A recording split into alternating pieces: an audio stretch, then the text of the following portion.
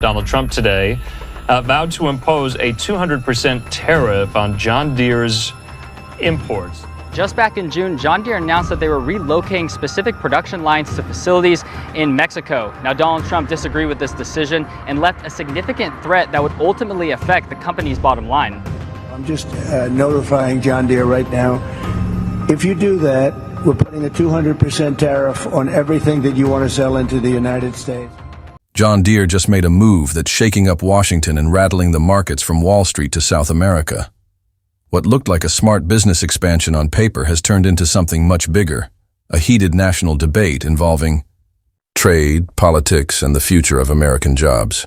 The company announced it's opening a new manufacturing plant in Mexico, not years from now, but starting construction immediately, with operations set to begin in 2026. And the reaction? It was intense. Former President Donald Trump quickly responded, calling the move a betrayal. Speaking publicly, he threatened a 200% tariff on any John Deere products made outside the U.S. His message was crystal clear. If you take American jobs out of the country, don't expect to bring those products back in without paying the price. The media jumped on the story. Investors got nervous. And in small-town America, where John Deere is more than just a brand, people were torn, stuck between supporting the man they voted for and the company they rely on. But this wasn't a decision Deere made overnight. Behind the scenes, company leaders had been debating the move for months. The numbers told a hard truth. Manufacturing in the U.S. had become expensive, labor was harder to find, and supply chains were increasingly unreliable. Meanwhile, overseas competitors like Kubota and Mahindra were producing faster and cheaper. Mexico offered a solution. Labor costs about 70% lower, a skilled workforce, easier access to fast-growing agricultural markets like Brazil and Argentina. So, Deere made the call, a $55 million investment into a modern facility to build compact loaders, machines that serve the booming small and mid-sized farm market. Trump took it personally. At a rally in Iowa, he slammed Deere again, saying, "They want to make our machines somewhere else? Fine.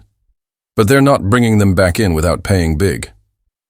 This wasn't just campaign talk. It was a clear warning to other manufacturers.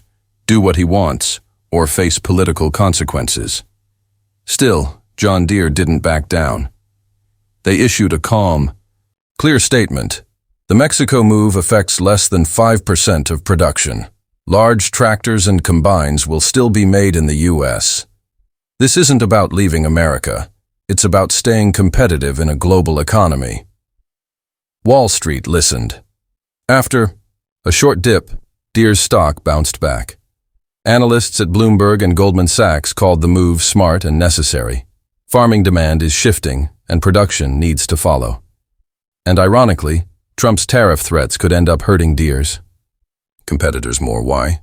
Because most of them make nearly all of their equipment overseas. Deere, even with the Mexico plant, still builds most of its machines right here in the U.S. But in rural communities and online forums, the issue became deeply personal. Some defended Deere as a business trying to survive. Others saw it as turning their backs on American workers. Even members of Congress jumped in. Hearings were announced. Lawmakers threatened to review government contracts to stop U.S. tax dollars from supporting foreign-built Deere products.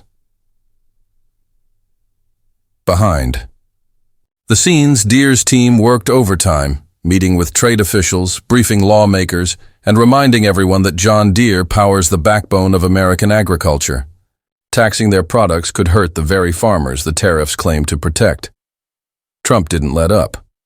At a rally in Ohio, he mentioned Deere 5 times, again promising steep tariffs. But Deere stood its ground, and other companies were watching.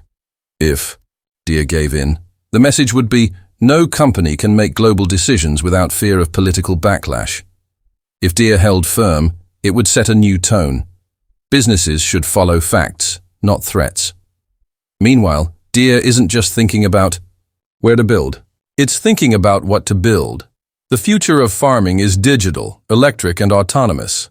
Driverless tractors are already at work in U.S. fields. AI software is managing farms from tablets. Drones are scanning crops and spraying with pinpoint accuracy, and all this tech, it doesn't care where it was built, only how well it performs. Which brings us to the bigger truth. Even if Deere moved all its factories back to the U.S., most of the jobs wouldn't go to people. They'd go to machines. Automation isn't a political issue. It's a reality. According to Oxford Economics, up to 20 million manufacturing jobs may disappear worldwide by 2030 because of robotics. So Deere isn't turning its back on American workers.